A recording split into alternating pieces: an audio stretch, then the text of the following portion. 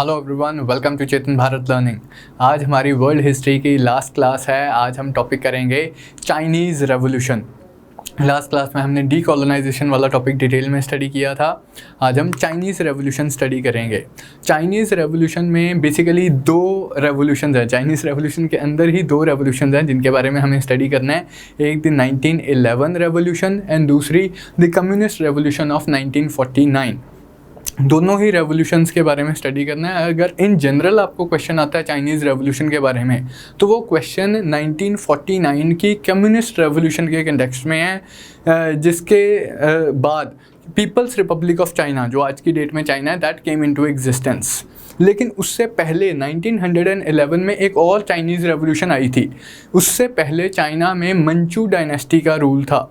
तो 1911 वाली रेवोल्यूशन के बाद मंचू डायनेस्टी का रूल ख़त्म हो जाता है एंड एक Republican form of government, democratic form of government establish करने की कोशिश की जाती है।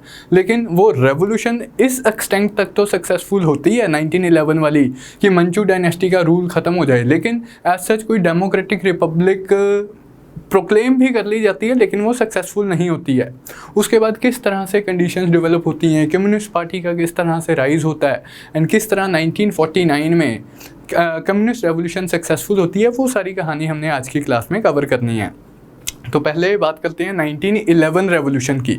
इसमें most important role was played by foreign educated Chinese leader doctor Sun Yat Sen and उसके बाद हम देखेंगे किस तरह से general Yuan Shikai power assume कर लेते हैं। तो बैकग्राउंड टू 1911 रेवोल्यूशन क्या है, मतलब तीन पार्ट्स में हम इसे स्टडी करेंगे। Background to the revolution, the actual revolution and the aftermath of the revolution, की किस तरह से आगे की डेवलपमेंट्स होती हैं that contributed to the communist revolution of 1949। तो इसके साथ हमारा आज का जो चाइनीज़ रेवोल्यूशन वाला टॉपिक है वो कंप्लीट होता है on the basis of the discussion that we have had today. आप ये वाला क्वेश्चन ट्राई कर सकते हैं। Discuss the treacherous path leading to the success of the Chinese revolution in 1949।